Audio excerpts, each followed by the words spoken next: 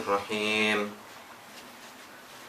الحمد لله رب العالمين الحمد لله الذي هدانا لهذا وما كنا لنهتدي لولا أن هدانا الله ثم الصلاة والسلام والتحية والإكرام على سيد الأنبياء والمرسلين خاتم النبيين طه وياسين جد الحسن والحسين بالقاسم محمد اللهم صل على محمد وعلى آله الطيبين الطاهرين المعصومين المظلومين ولعنة الله على أعدائهم أجمعين في يومنا هذا إلى قيام يوم الدين أما بعد فقد قال الله سبحانه وتعالى في كتابه المجيد وفرقانه الحميد وقوله الحق بسم الله الرحمن الرحيم إنما المؤمنون الذين آمنوا بالله ورسوله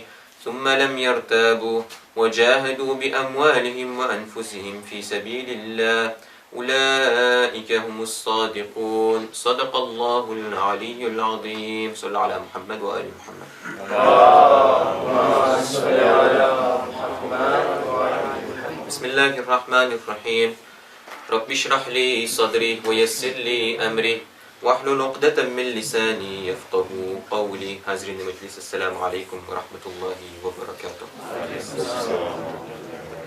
Inch'Allah, આજની મજલિસ હું સર્વે પાસે માફી ચાહીશ. આપણે વધારે ભાગે આપણે ફ્રેન્ચી જબાનમાં પડશો.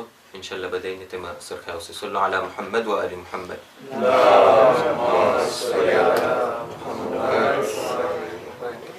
Tous les jours, nous nous posons une question. Comment aller jusqu'au paradis? Tout le monde, chacun parmi nous veut aller au paradis. Et le Coran nous dit, le paradis est réservé aux croyants, aux mu'minoun. Alors la deuxième question se pose, qui sont les mu'minoun? Dieu nous en informe également dans le Coran. Dans la sourate Al-Hujurat, qui est aussi surnommée la sourate du bon comportement, dans le verset 15, Allah subhanahu wa ta'ala nous dit, Bismillahirrahmanirrahim, Innamal mu'minuna, certes, les vrais croyants, Alladina amanu billahi wa rasulihi, sont ceux qui ont cru en Allah. C'est une condition sine qua non. On ne peut pas être croyant sans croire en Allah. Wa rasulihi, qui ont cru en son messager. Thumma lam yartabu. Ensuite, ces gens-là n'ont pas douté. Ces gens-là n'ont pas douté sur l'existence de Dieu. Wajahadu, et ça c'est la partie importante. Wajahadu bi amwalihim wa anfusihim fi sabilillah. Et ils luttent dans le sentier d'Allah par leurs biens et leurs personnes. Ulaika humus sadiqun. Ceux-là sont les véridiques. Lutter dans le sentier d'Allah, on le sait tous. Par exemple la zakat, donner de l'aumône. Ça c'est lutter par le bien. Mais l'autre partie, lutter par ses personnes. Parce qu'Allah subhanahu wa ta'ala, il donne deux parties. Il dit lutter par ses biens, mais lutter par sa personne. On sait tous que lutter par sa personne ne veut pas dire je coupe ma main et je la donne à quelqu'un. Non. C'est plutôt j'utilise ma main pour aider quelqu'un. Il y a la partie obéissance à Allah subhanahu wa ta'ala et il y a la partie lutter par sa personne, c'est-à-dire aider les autres. Notre saint prophète sallallahu alayhi wa sallam,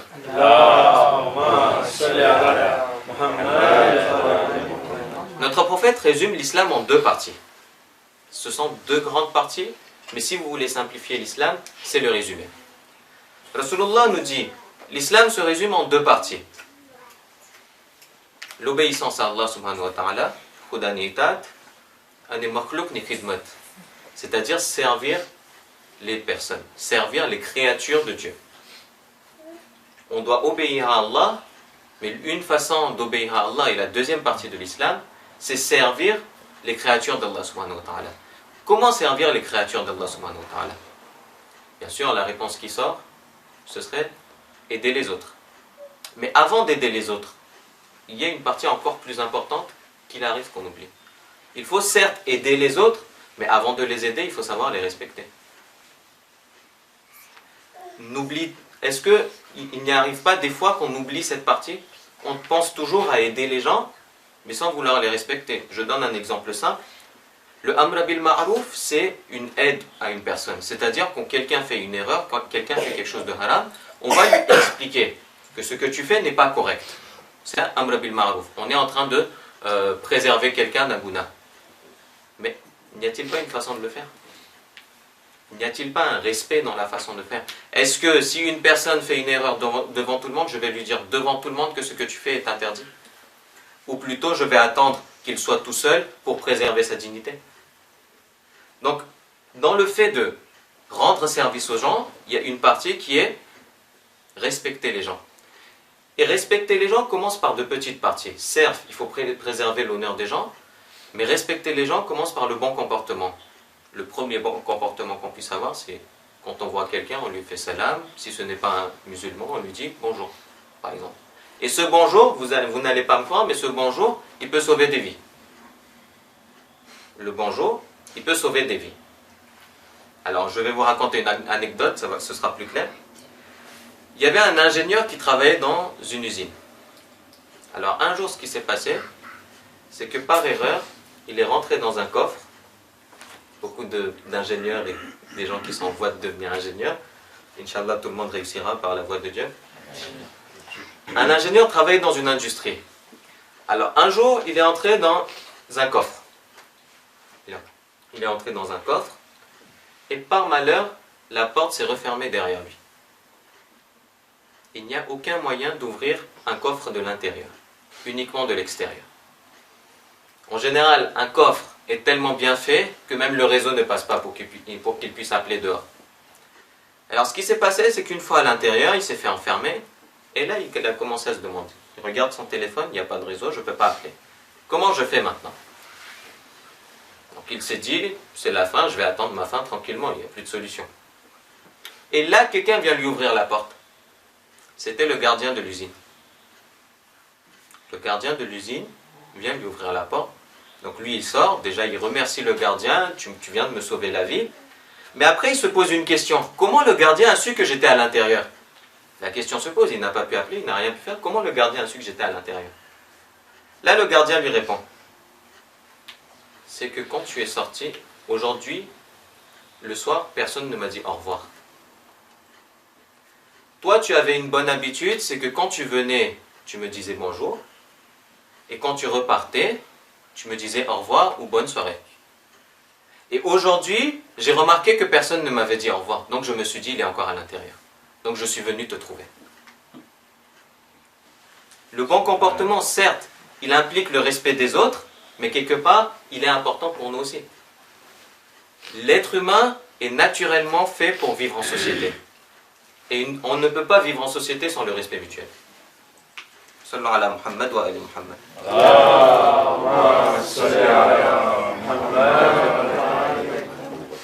Dans cette même optique, voyons ce que nos imams ont fait et ce que nos imams disent.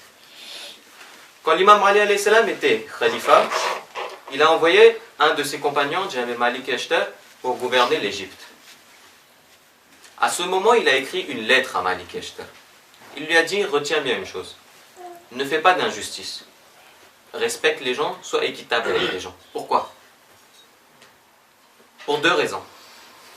Il a dit la première, c'est que dans ton gouvernorat, tu as des personnes qui sont des musulmans comme toi. Donc ce sont des frères de religion. Et la deuxième raison, c'est que si ces gens ne sont pas musulmans, ils sont au moins des êtres humains comme toi. Ça c'est la deuxième partie. Ce ne sont peut-être pas tes frères en religion, mais ils sont au moins des êtres humains comme toi. Donc ils méritent le respect. Et pour aller plus loin dans cela, il est arrivé une fois que notre deuxième imam, Imam Hassan al-Mushtaba alayhi salam,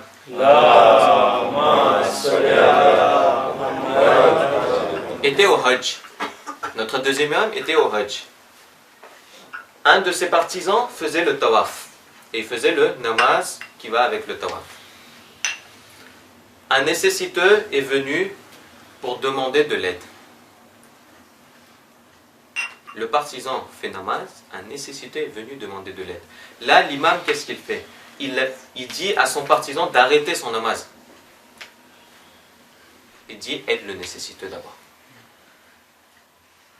Et nous le savons, Rasulullah sallallahu alayhi wa sallam, il a dit, je suis venu pour... Il n'a pas dit, je suis venu pour le namaz, il a dit, je suis venu pour parfaire la noblesse de caractère. Il aurait pu dire autre chose, mais non. Il a préféré dire je suis venu pour parfaire la noblesse de caractère. Et si on va encore plus loin, Rasul al-Huda nous a dit que tout ce que je dis vient d'Allah subhanahu wa ta'ala. Okay. L'imam Hassan alayhi salam a demandé à un de ses partisans d'arrêter le namaz. Il a arrêté le namaz, bien sûr il faut le refaire après. C'est pas qu'il ne faut plus le refaire. De la même manière, notre sixième imam, Imam Ja'far Sadiq alayhi salam, était avec ses compagnons. Il voit un chrétien qui est allongé au loin, qui est assoiffé et qui est allongé.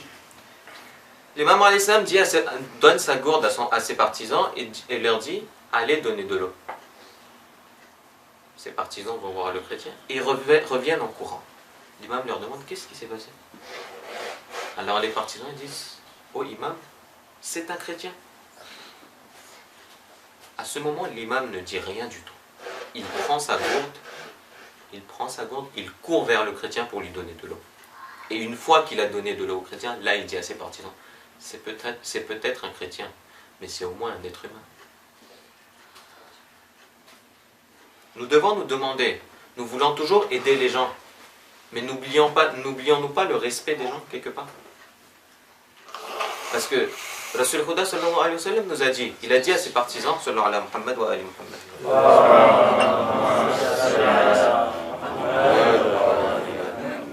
Sallallahu alayhi wa Muhammad.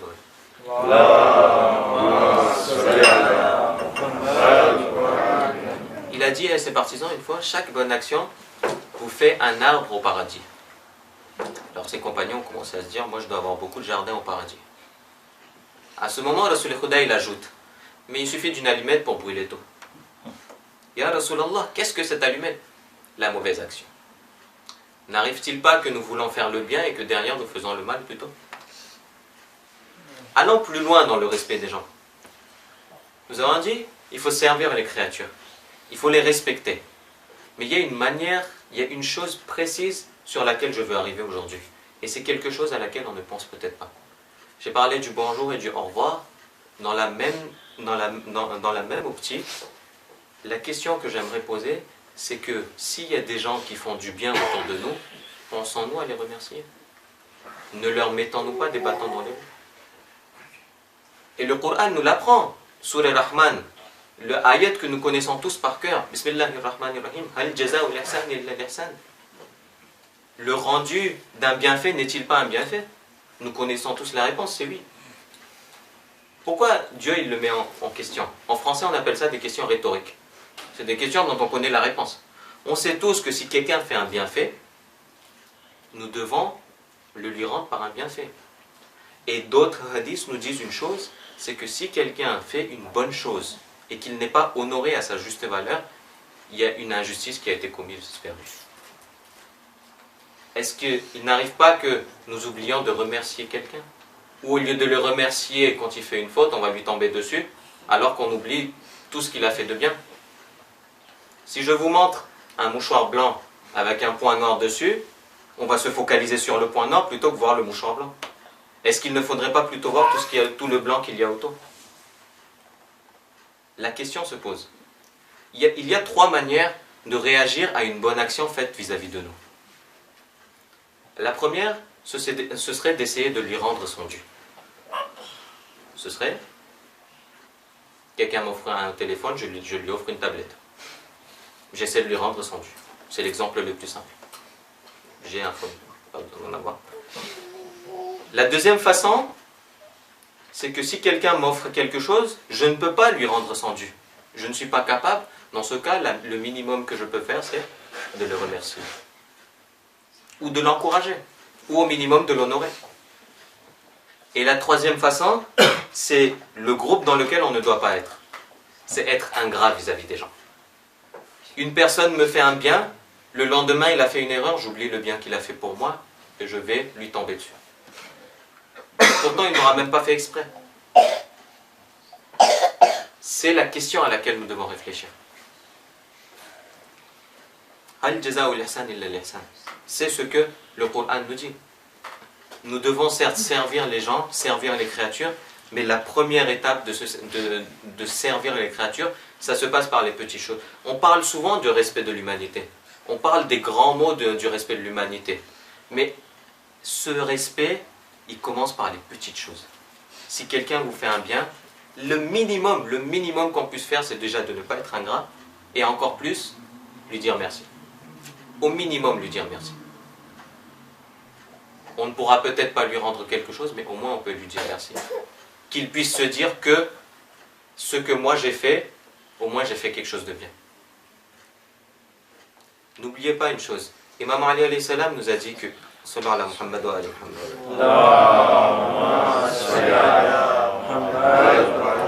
Une langue est plus acérée qu'une épée.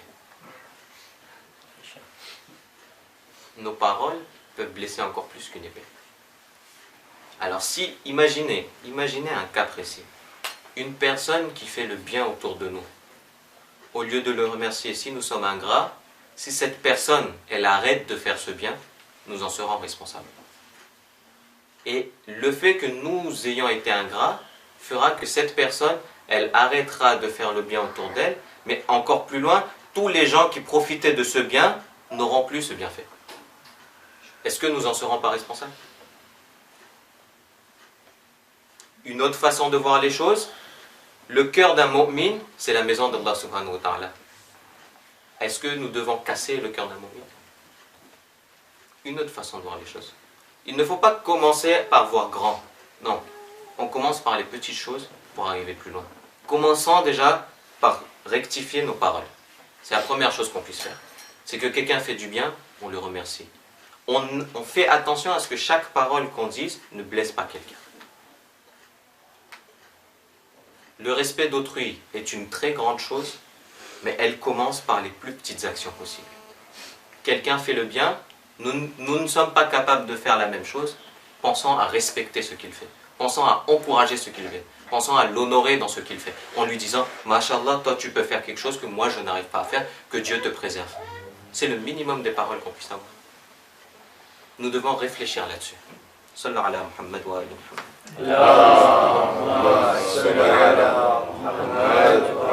Voilà, le message d'aujourd'hui il est passé. Commençons par les petites choses, encourageant les gens à faire le bien si nous ne pouvons pas le faire. Et surtout, si quelqu'un le fait, ne lui mettant pas des bâtons dans les roues. Voyons, Ahl Bayt ni tarikh ma. શું આપણને મળે છે?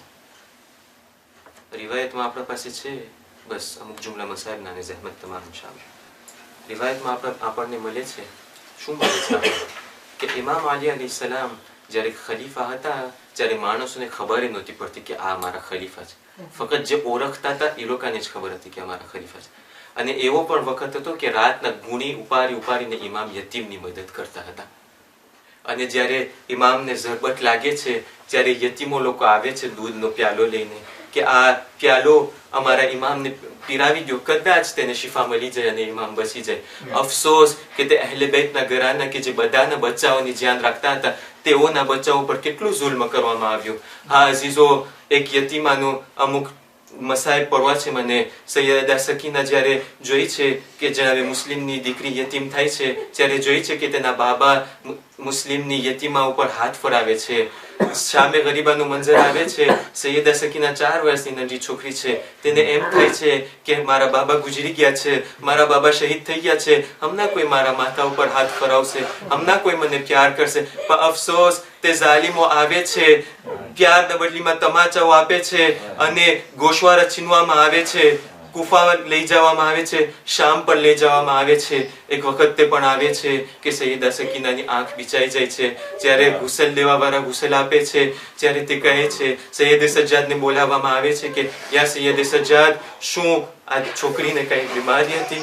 શું આ છોકરીને કઈ બીમારી હતી? ત્યારે સૈયદે સજ્જાદ પૂછે છે કે ના, શા માટે તમે આ કહો છો? ત્યારે ગુસલ લેવાવાળા કહે છે કે તેની ચાદર તેના શરીર ઉપર ચોંટી ગઈ છે, અમે તેની ચાદરને નથી કાઢી શકતા. ત્યારે સૈયદે સજ્જાદ કહે છે કે હા, આ છોકરીને એક બીમારી હતી, યતીમીની બીમારી હતી.